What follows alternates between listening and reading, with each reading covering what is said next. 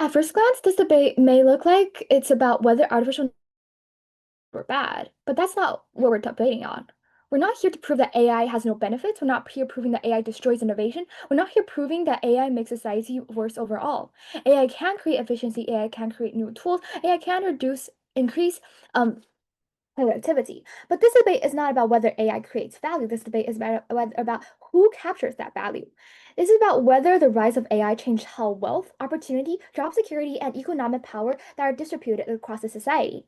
And on that question, we stand firmly on the proposition. By artificial intelligence, we here mean computer systems that performs tasks requiring AI, human intelligence, including chatbots, image generators, predictive systems, automatic tools, and generative AI. The rise of AI, we here mean a widespread adoption of AI across society, including education, wealth, healthcare, business, entertainment, public services, and the workplace. By social economic inequality, we here mean gaps in incomes, wealth, job security, education, access to good opportunity, and living standards. Our framework here is comparative. We compare the two worlds with a world where AI rises and has become widely adopted versus a world where that rise does not happen at the same scale. So here our burden is narrow. We do not need to prove that AI creates inequality from nothing. We do not need to prove that inequality did not exist before AI. We do not need to prove that AI makes everyone poor. We only need to prove one thing. Compare a world without a widespread rise of AI, and AI does not worsen the societal inequality. That means that the gap between wealth and the less wealth becomes wider. AI does not need to make poor people poorer in absolute terms. It only needs to make rich people, like skilled people and capital owners, better than anyone else. That if that happens, inequality increases. Opposition's burden is the opposite. So moving on to my first argument.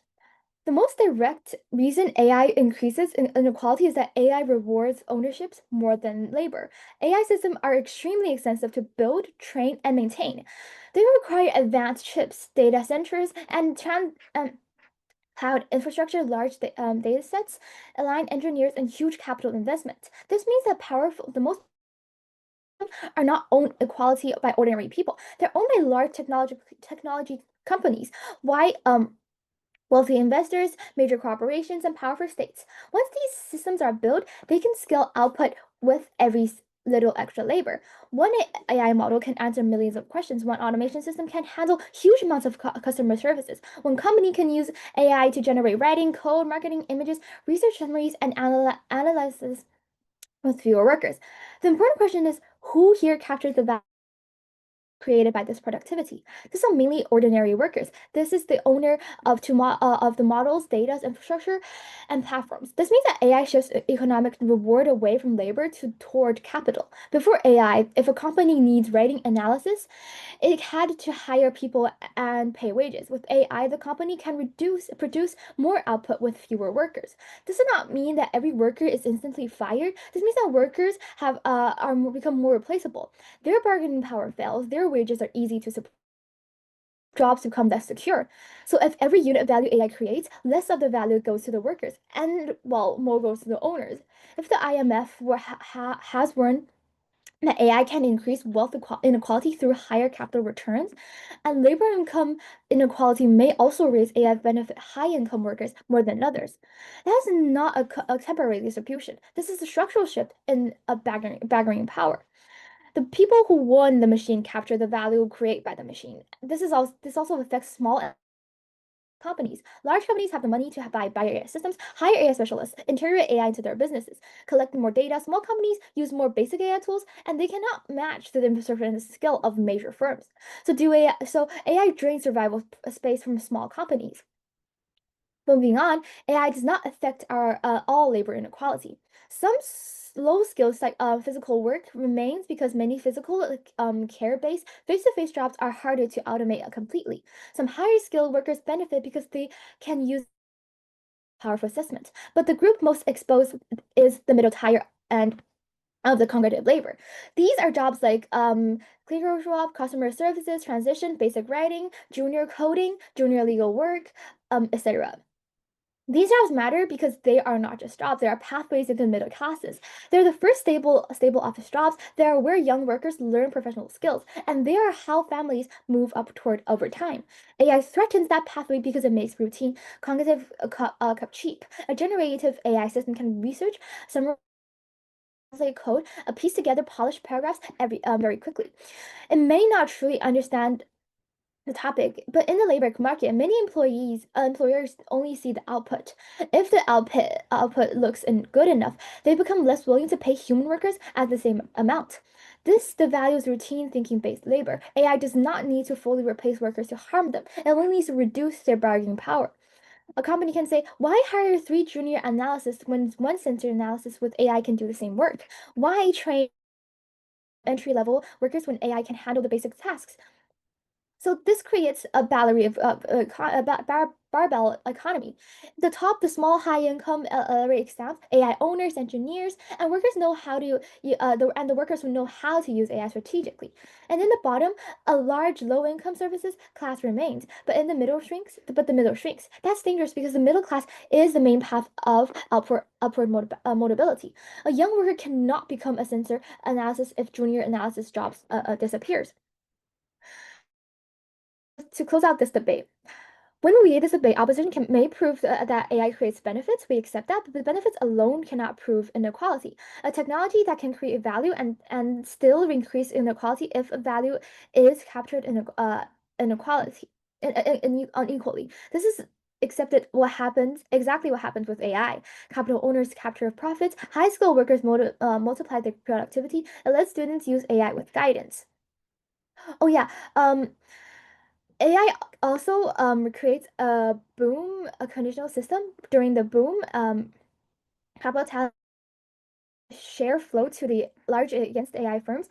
If the boom corrects, small firms and workers collapse first, while the strongest firms survive and by buying out the remains. So AI concentrates in the upside and leaves vulnerable actors exposed to the downside. Thank you.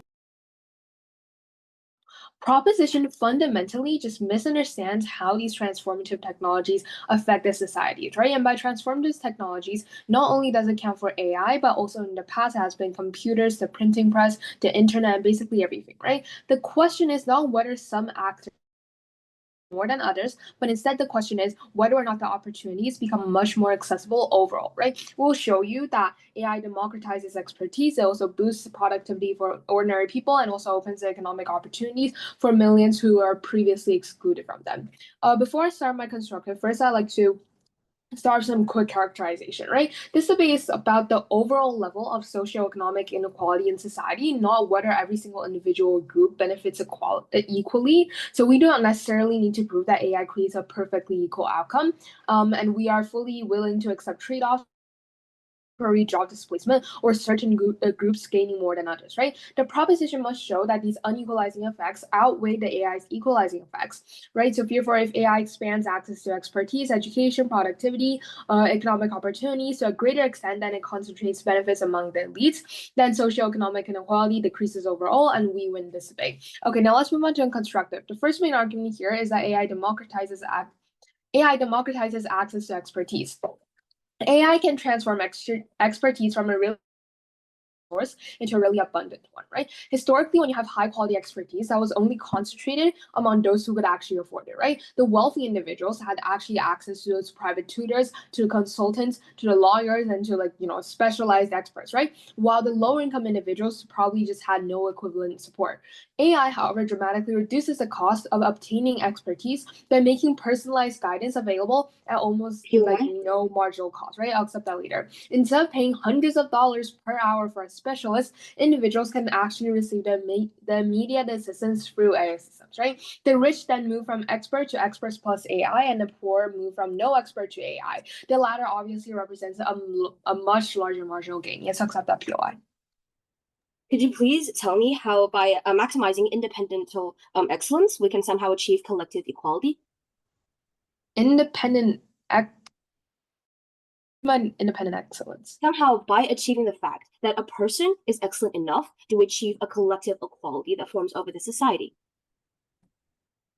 Okay, I did not get that question. We think that the poor, the marginalized individuals are able to use AI to improve themselves and their job and their job opportunities and their education opportunities, and we're gonna prove that to you later. Okay, subpoint A, reducing education inequality. Education is one of the clearest examples of expertise distribution because wealthy students usually outperform poor students, not because they have a talent, not because they have an innate ability, but rather because they have more access to these educational resources, right? They can actually be able to afford the private tutoring. They can actually be able to afford the exam preparation courses and also the, specialized learning support and all that, right? The poor students, however, frequently rely only on the classroom instruction, which is, constrained by teacher shortages and also a large class size, especially in the poor areas, right? AI can change this completely by providing personalized educational support to anyone with internet access.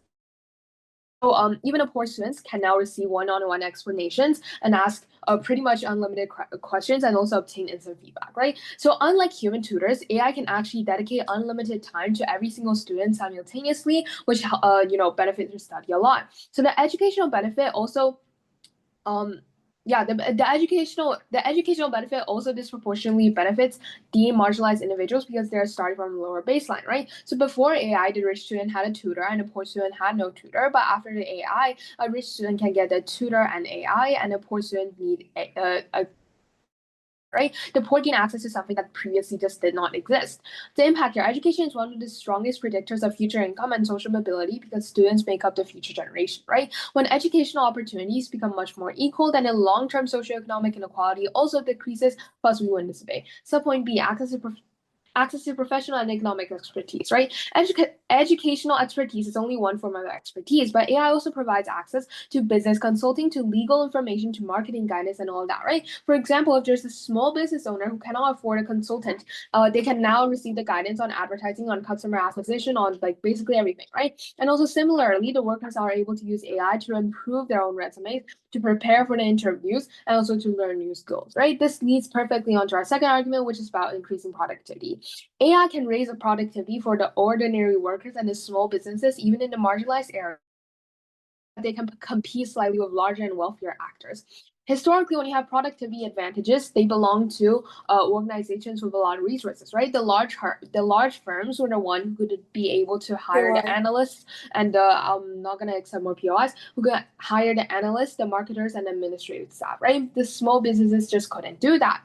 AI is able to compress these functions into tools that are accessible for basically everyone, right? A single entrepreneur can now be able to write codes through vibe coding, can create business plans, and can automate the customer service and basically everything without hiring a super large team, right? The proposition assumes that productivity gain to corporations. However, we're going to tell you that AI still lowers the minimum resources required to compete because, the freelancers, the startups, they experience the greatest reduction in the cost, right? So at the end of the day, when the barriers to entry fall, then more businesses are created, more competition increases, and overall, we have a bigger impact. Final argument here, AI creates opportunities in developing countries the most, right? AI reduces the importance of geography, which allows people in developing nations to also participate in global economy, right? There are a lot of many forms of inequality that exist because the talented individuals happen to be born in countries with weaker institutions, poor educations, or fewer economic opportunities, right?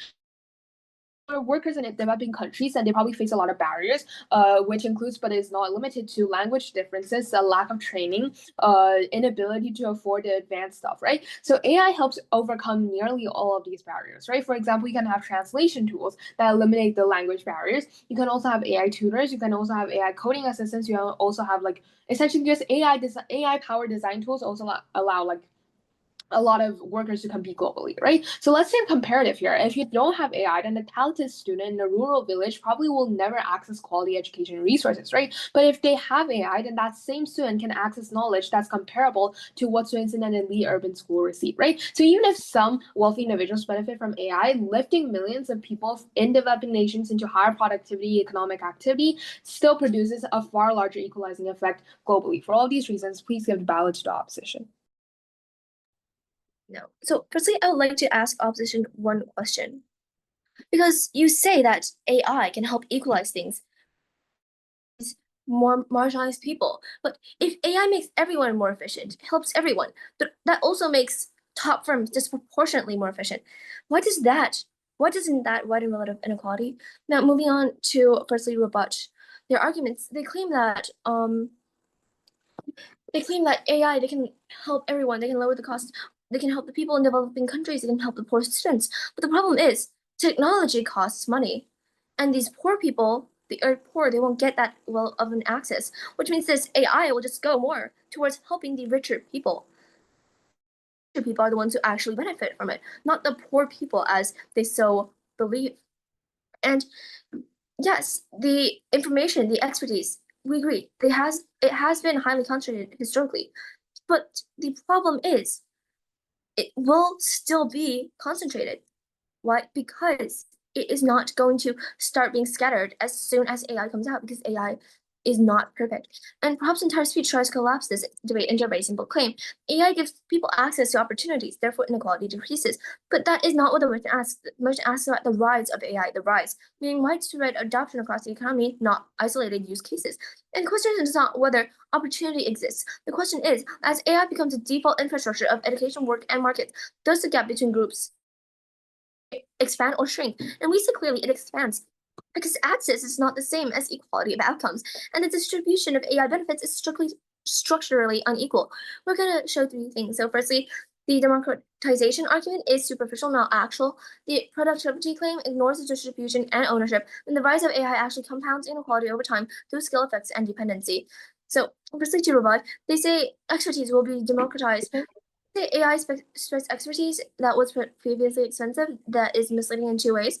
Firstly, expertise being accessible does not mean outcomes being equal. Even has access to tutoring or advice, inequality depends on who uses it effectively, who has the time, stability, education to benefit from it, and who can actually integrate it into existing advantage structures. So, no, AI does not remove inequality, it amplifies pre-existing differences in capacity to benefit from tools, because the richer students don't have better grades overall. They have better grades. The rich people have people with bad grades because they don't know how to use those resources. The people with better grades in the richer level, they're good at studying because they know how to use the tools given to them. So even if AI gives everyone knowledge, inequality persists because resources and structural positioning still determine outcomes. Their example actually proves our point that the rich still have better environments to convert AI assistance into real advantage. Was there a POI that I missed? Yeah. So do you agree? Yeah. So do you agree that inequality isn't solved by dragging down the rich, but by raising the overall No, we do quality not of life? agree that. We do not agree that inequality is solved by dragging. We agree that the rich, they will keep going up. So the problem is we need to find a way to lift off the poor, not make everyone go a step higher, because the gap is not solved. Inequality is meaning closing the gap. It doesn't mean bring everyone up higher.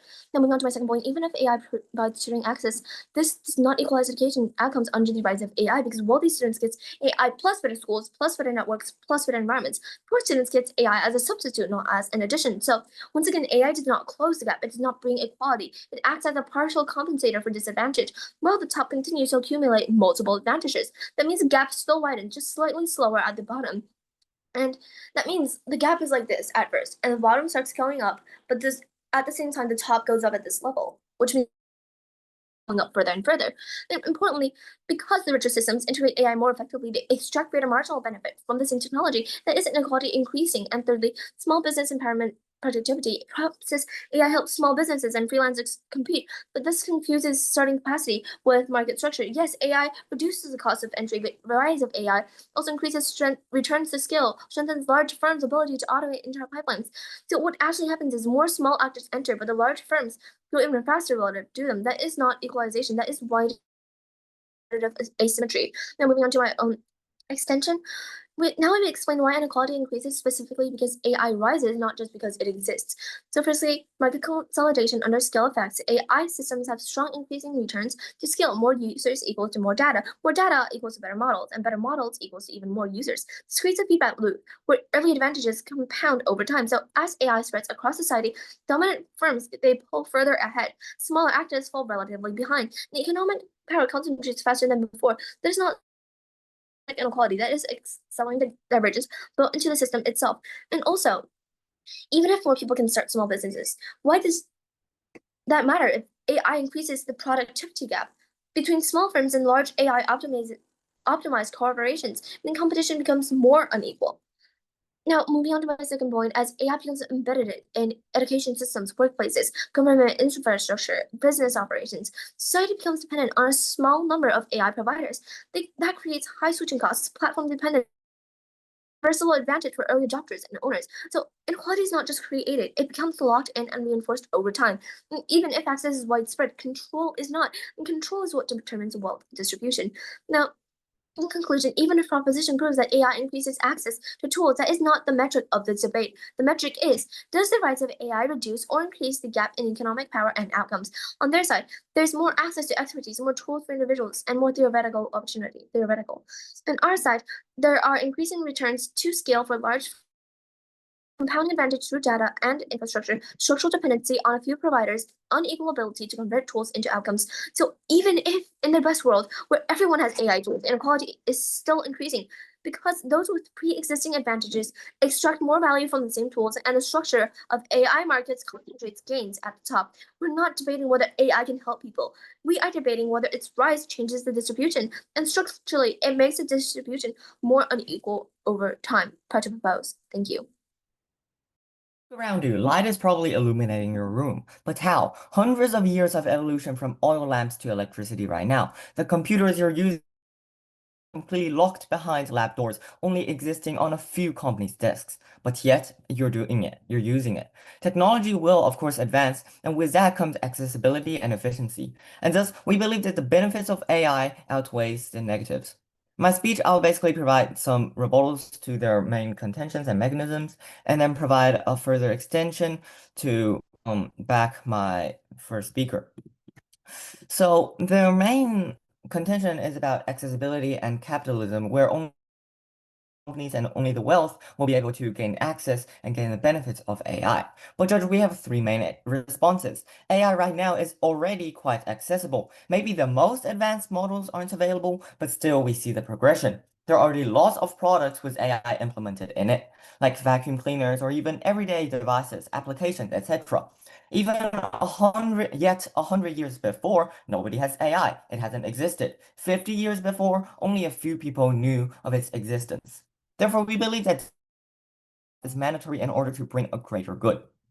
Firstly, with AI, there will be productivity. There will be more opportunities for smaller companies to thrive. One employee can do the job of multiple people, and even a few people together can make an entire website out of pure AI.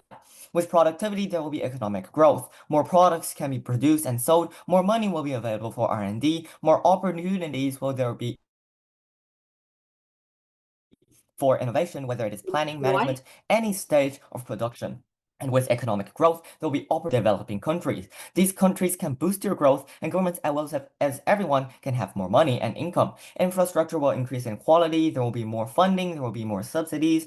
The poor can relish the change and elevate their status, and the companies can keep advancing and provide freer versions for the poor. Well, are there any POIs? So could you please again explain like how does like this increase in accessibility evolve in generally a lesser comparison, like a lesser gap in general? Because you're applying this equally to I'll give that argument in my extension. So basically, because there's more technological advancements, there will be more accessibility, obviously. So moving on, they concerned about job losses, but of course some jobs will disappear, but new jobs also emerge. Historically, automation has increased new productivity, created new industries, raised average living standards. In the industrial revolutions, even though thousands of people temporarily lose their jobs, did we stop?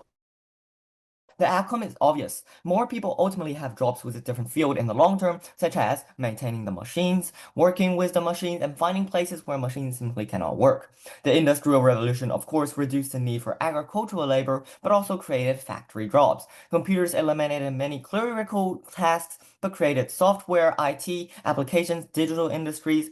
The internet disrupted traditional retail, like physical ads and media, while generating e-commerce, influencers, digital marketing, and services. AI may change jobs rather than eliminating work entirely. Jobs aren't simply repetitive like unscrewing caps or putting on nails. These jobs are already there even without AI. These are production lines. But jobs are different. Teachers can use AI to prepare materials, but still teach and mentor students. Even with the accessibility of self-learning websites, online resources, AI, teachers and schools still exist because people recognize the difference. Doctors can still use AI for while still making the final medical decisions and stay in the hospital. Office workers can automate repetitive tasks while still staying in the workplace for mandatory jobs like client communication, advertising, reports. The only difference is alleviating productivity, leaving time to further advance their company's income and growth. There will also be more demand for high-skilled jobs anyways. They're concerned about bargaining power, but we believe that the poor bargaining power does not relate to AI at all. This is something on human rights. Low bar often results from weak labor laws, poor union protections, poor implementation. AI itself is not the problem. It is the choice companies make. Different countries adopting the same technology can experience very different outcomes. Secondly, we actually believe that we give even more bargaining power. We flip this argument.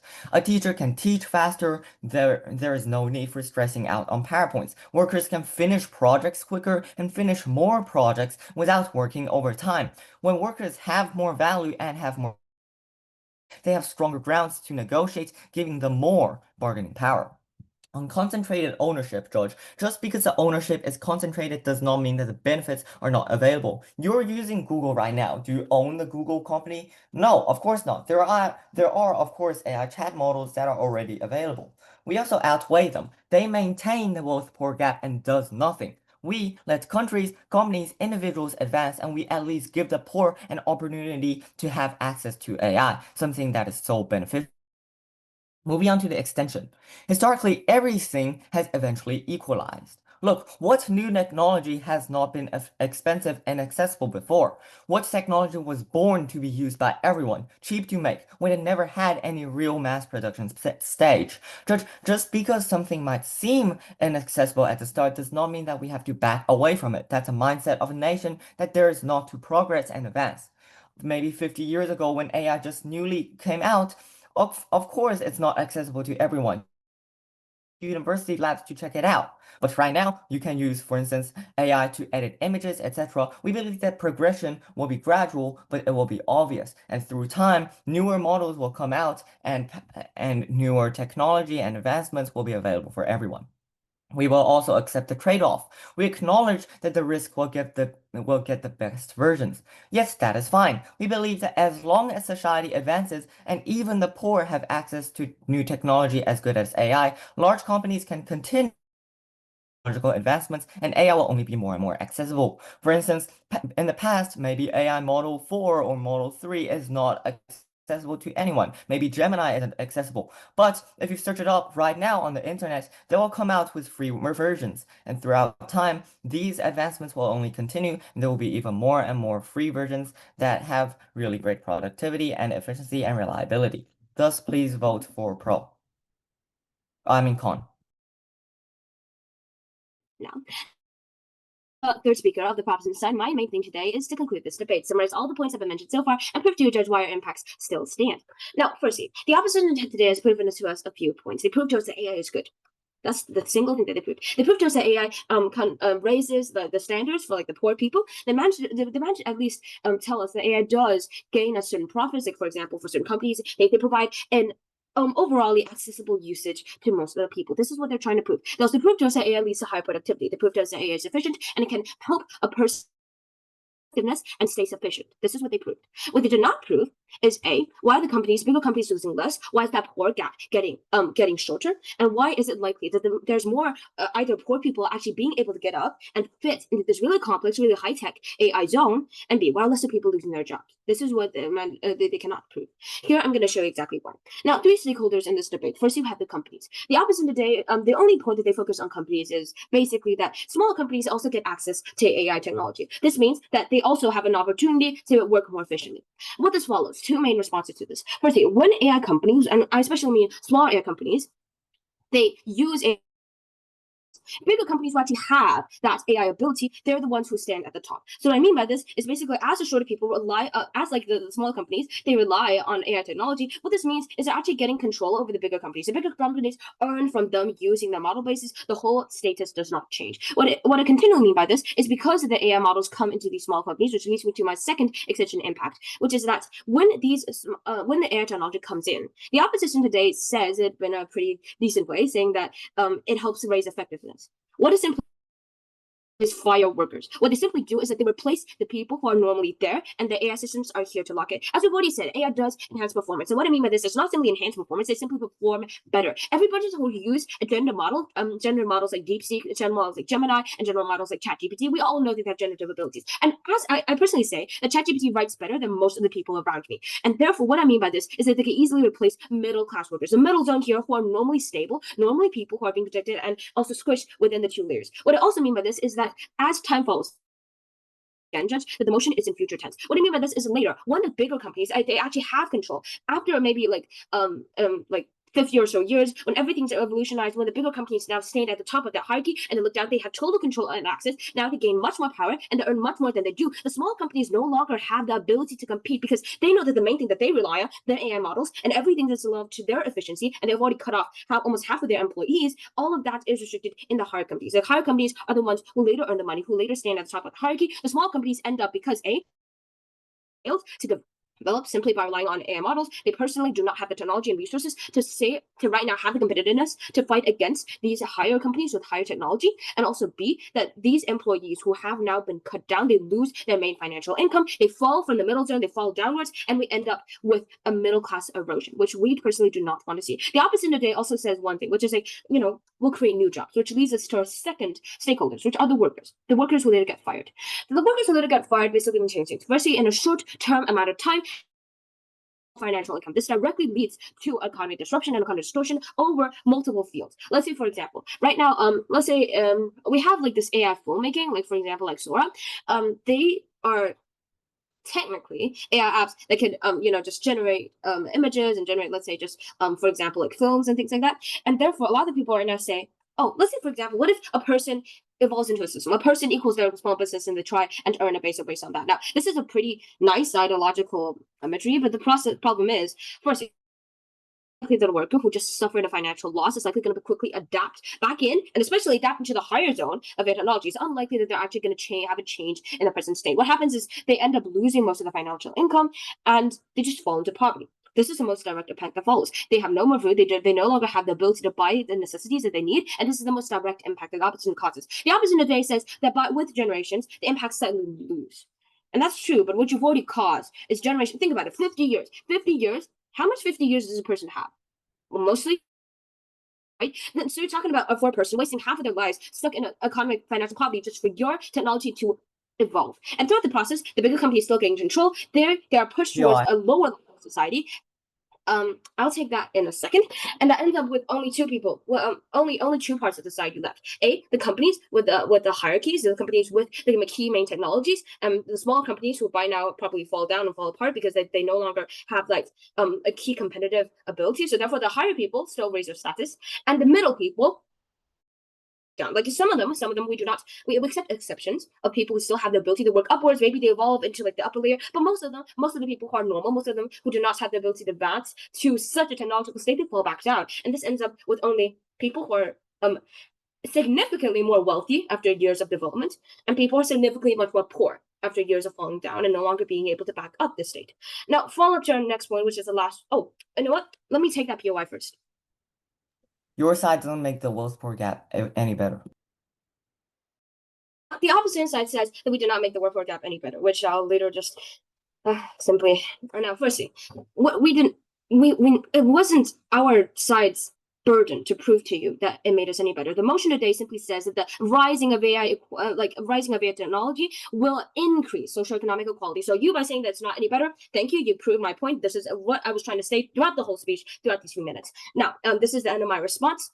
Continuing on to the point, which is the third part, which is the children. The opposite today says that by raising this education for children. We could better update their level. Now, firstly, Judge, they haven't done enough mechanism to prove to you why the children, especially in suburban areas where the education resources are already disproportionately distributed, they're likely to personally be derived enough from the learning experience in order to keep on them going. So it's unlikely in general for people to actually let's understand, the people who are born disadvantaged, it's unlikely that there's only a small percent of them can actually get out, right? And throughout this process, most of them adapt to a country style of life. It is unlikely that they could suddenly highly adapt to something that's so technological. It's unlikely that they personally could understand and keep up with the pace of AI, indeed.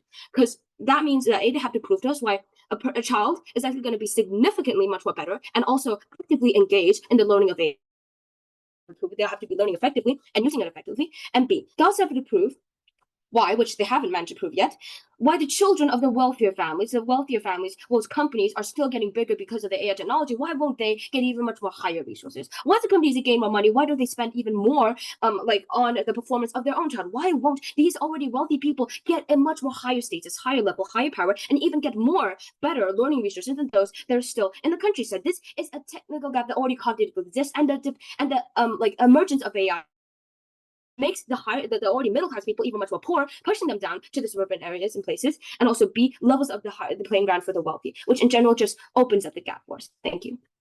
Judge, it isn't the opposition's burden here to prove how every AI system is flawless. We do not neglect the possibility where the rich abuses a system for the worse, but without these systems, the society collapses under inconveniency, lack of productivity, and efficiency. All the opposition needs to do in order to win in this debate is to overweigh the benefits we bring over their hypothetical harms. Similarly, it is the government's burden to prove how they reduce income inequality, socioeconomic inequality as stated in the motion. Some do so significantly, only then can they win, which they have avoided to address throughout this whole debate, right? Moving on to analyzing the classes. Class 1, income slash socioeconomic inequality, right? First of all, on the subpoint of biased distribution of resources. Judge, again, income inequality or inequality as a whole isn't solved by dragging down the rich, but are solved by raising the overall quality of life for the poor. They say that the gap doesn't exactly close, and we don't have a significant impact as we are not closing this income inequality gap. Again, responses here as to how we do so. AI really just lowers the skill barrier drastically, meaning the wealthy no longer holds a permanent advantage, which over time reduces socioeconomic inequality. So no impacts in this debate, and since no impacts in this debate are imminent, right? Second of all, the rich's better usage only exists in premium AI services, while AI's most powerful equalizing tool remains universally equal, i.e., if inequality mainly exists and biased distribution of educational resources or financial resources, which the AI offers equally, right? Third of all, the poor benefits from the rich, right? For example, Google, the decline definitely earns more than its users. However, a world where such intelligence doesn't exist, the rich's well-being hardly changes. However, the poor's quality of life drastically decreases. So overall, the government actually worsens inequality gap on their side of the debate. I'll take that POI. Why does your side completely ignore the fact that the motion reads the rise of AI will increase rather than reduce, aka we are not required to prove that AI is good or bad. We're proving whether okay, yeah, we get their point here. However, we would like to say one thing really.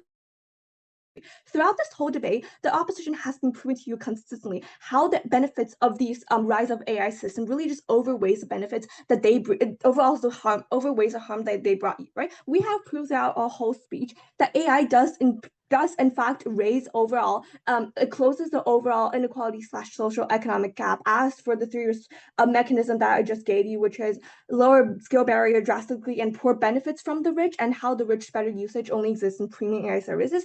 They, however, have failed to how this system, the rise of all of these systems actually reduces income quality, which they are burdened to prove as stated in the motion. We think this point is irrefutable throughout this whole debate, right? Second of all, Judge, subpoint loss, right? Subpoint B on job loss, right? Judge, AI system eliminates repetitive harmful jobs that the long-term abuse and torture low-income individuals. Second of all, this problem is even worse in their world. Back when the rich dominates the majority of resources, which they are urging for, the poor back abuse, torture without significant income, right? We don't know how urgent for such a world is protecting the poor. The proposition here blames AI for unemployment that would still happen without this technology. Third of all, bargaining power, right? This is rooted from poor union and labor protection laws, not AI, as stated in our second speech, and also on worker productivity, which is more power, equality, and long-term impacts that stand longer, right? Clash to capitalism, which is a proposition point on how high-quality systems belong to the rich, which overall, again, widens inequality gap as they claim. 3 layer of analysis and rebuttals here. A judge, again, let the possibility of that happening. However, the up here pushes a premise that opposing the overall benefits the AI computer programs has brought to people over these years by collapsing on such a tiny margins, highly skeptical threats is not sustainable in a country's long-term development, or in turn closing the income quality gap, right? The immense benefits that these systems has brought to us over the past few years is sufficient enough to outweigh the harms that they brought out, i.e. rise of overall educational accessibility and entrepreneurship, which raises the probability for poor people to start a business. Secondly, then, AI system solves all the problems that the prop produce, i.e. delivery workers can use free AI routes to cut fuel costs, a tool that was once only used and affordable to the rich. Again, we don't see how the proposition is contributing more to this issue than we already are. It is illogical to disregard this technology, alluding to its immense benefits, then offer zero solution for societal issues that will persist even without AI, right? Third of all, our opponents worsen this issue. Dating back when the poor doesn't really have to such technology, or when such technology doesn't really exist, capitalism is worse, right? The rich gets all possible resources, dominating lands and owning omnipotent power. Ordinary working people can never afford private tutors, specialist consultants, or expensive industry like research subscriptions, which really just traps them in endless cycles of low-wage labor without a way out. AI system fundamentally destroys this cycle by offering rather free and accessible resources. That overall raises the well-being of poor or marginalized individuals, right? So even if the rich do get the highest quality tech, to some extent, on the other hand, it's massively increasing the quality of life for marginalized individuals trade-off we are willing to accept. And before I move on to the world comparison, I would like to emphasize again that we do in fact close the income inequality gap by lowering skill barriers, by offering people these tools that the AI's most powerful equalizing tool still remains. And last of all, the poor benefits from the rich, right? And even if the technology doesn't exist, the rich still becomes rich, the poor becomes poor, which actually worsens inequality gap that exists on our government side, right? Moving on to the role comparison. The props role, they are urging for oppose existing usage of AI system as an increased socioeconomic inequality. In such cases, they are alluding to the beseeching cries of marginalized individuals who suffer the most, right? Without freely accessible AI tools, low-income communities lose their only affordable shortcut to high-quality education and visible income paths. This, in turn, really drastically increases the problem of income dilemma, right? Ops world, we accept the trade-off here. We do not pretend elite privileges disappear overnight. Instead, AI share tools once only affordable to the rich, right? All this technology does come with minor risks. Its capacity to lift disadvantaged communities, raise overall income quality, and solve this problem is overweighs their potential harms at the end of the day. Therefore, at the end of the day, this is how we win, by outweighing and protecting marginalized individuals and by solving this crisis that they brought out. So overall, judge opposition. Thank you. Judge, I think this debate comes down to really one simple question. On balance, on net, does AI make society more or less unequal? We accept that AI might create some trade-offs, and we're willing to accept the trade-offs, but the proposition's burden is to prove that these trade-offs outweigh the enormous equalizing effects that we have already demonstrated multiple times, right? They fail to do so on probability, time frame, magnitude, and severity. First, let's see on probability. Their role depends entirely on multiple assumptions. The proposition to believe that capital owners permanently retain all the benefits of AI, and that the workers are unable to adapt to new technologies, and that the economic gains never diffuse throughout society like they historically have, and also access to AI remains concentrated among a small elite, right? Every single step in this chain can fail and is probably going to fail, right? Their case relies on a really speculative prediction of how markets, governments, and societies will respond over decades, right? However, our world is already happening, and which means that we're more probable, right? In contrast, our mechanisms are actually direct and observed. People are already using AI to learn new skills, to start tutoring, to start businesses, to overcome language barriers, to do like all of these things, right? The moment that AI becomes available, these benefits begin reaching the ordinary people. Our impacts require much fewer assumptions and are therefore much more probable. Secondly, on our time frame, their harms are actually delayed and also uncertain, right? Arguments about the concentrated ownership, declining bargaining power, the capitalist accumulation, all of that, they require sustained market dominance. They also require failure of competition, failure of adaptation, failure of regulation, and basically failure of most of the other things, right? These harms take years or decades. Our benefits, however, are immediate. The moment that somebody gains access to AI, then they're gaining access to expertise. The moment that students start using AI tutoring, then the educational barriers begin to small, right? The moment that small businesses automate expensive tasks, productivity rises. Therefore, we win on time frame. Thirdly, under magnitude, their impacts after distribution is that the proposition, largely talks about who receives a large share of the economic gains, right? So even if this is true, this does not necessarily mean that the disadvantaged groups become worse off, right? Our impacts, however, expand the opportunity. Affects the fundamental determining stakeholders of socioeconomic mobility, right? Education, knowledge, productivity, entrepreneurship, and access to global markets. These are not simple marginal improvements, right? They influence a person's lifetime earnings, their career prospects, and ability to escape poverty. And most importantly, these benefits are distributed across billions of people rather than a relatively small class of capital owners. The scale of benefits on our side is substantially larger. Finally, under severity, job loss is just not equivalent to permanent exclusion, right?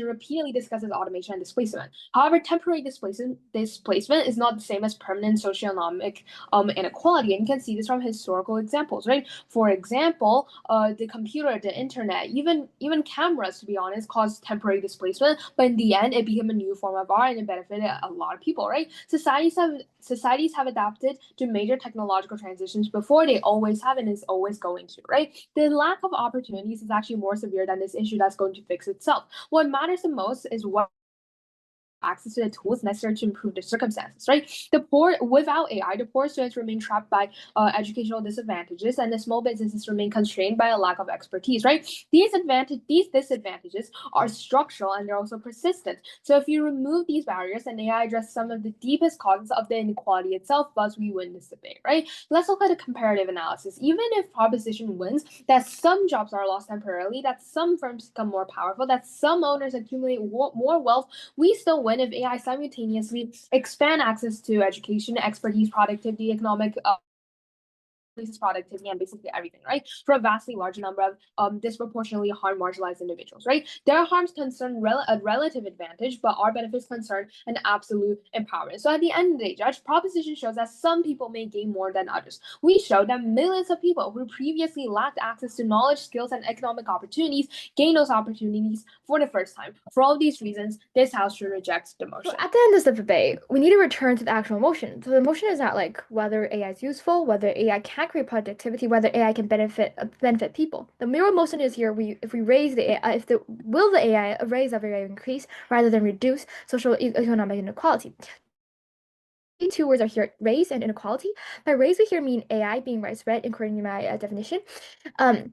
In a widespread across schools, workspace, companies, and that rise is unique because AI developing and spreading is at astonishing speed. This is not one machine slowly entering one industry. This is a software that can be copied, updated, improved, and deployed across any sectors almost immediately.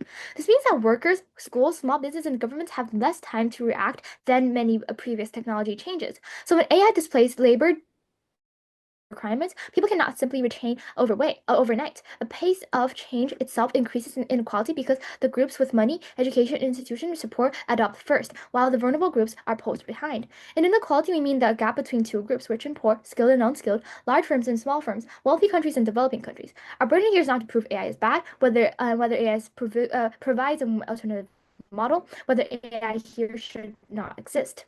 Our burden here is only to prove that the rise of AI makes this societal, social economic gap wider. And this is what exactly propositions have proved. Opposition keeps on mentioning about accessment, and they say that students can access AI, workers can access AI, small businesses can access AI, and developing countries can access AI. But access is not inequality. The poor student using AI, free AI tools, does not prove the education gap closes if rich students have paid tools, better teachers, better devices, faster internet, and schools that teach them how to use AI properly. Small businesses using AI do not prove that businesses gap closes if a large corporation have better data, better infrastructure, more capital, and a developing accessing Community accessing AI do not prove that global inequality fails if wealthy countries still own the models, chips, cloud infrastructures, and platforms. So option has not proved that how AI makes inequality less. They've proven that AI is useful, but useful here is not inequality. The second clash is about productivity. Opposition says AI increases in productivity, we accept that, but productivity is not inequality. The real question is who captures the productivity gains. Yes, are mostly owned by large corporations, wealthy investors, powerful states. Workers those systems. So when AI makes production cheaper and faster, the profits go mainly to owners and shareholders. Workers becomes easier to replace, wages are easier to suppress, and bargaining power fails. AI rewards ownership more than labor. This means that the wealthy gets wealthier while vulnerable workers become more insecure. Third clashes labor and middle classes. Opposition says jobs will change, not disappear. But job change can still increase inequality, especially when the change happens this quickly. AI does not need to replace every worker. It only needs to make workers easier to replace before they have time to adapt. If one senior worker with AI can do the work of several juniors, companies hire fewer entry-level workers. If AI can do routine writing, research, translate, customer services, implementation, or coding, then middle-class cognitive labor comes cheaper. That matters because these jobs are the ladder into the middle classes.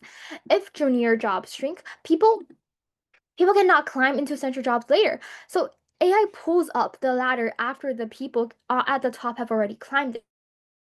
At the end of the debate, opposition gives isolated examples of benefit. But social economic inequality is not measured by isolated benefits. It's measured by the overall gap. And proposition has proved that social phenomenon clearly. Those already ahead using AI better, scale AI faster, and capture more value. Those already behind have less time, less support, and less power to catch up. AI does not need to make every poor person poorer in absolute terms. It only needs to make the rich advance faster than everyone else. This is exactly what the rise of. So for these reasons, proud to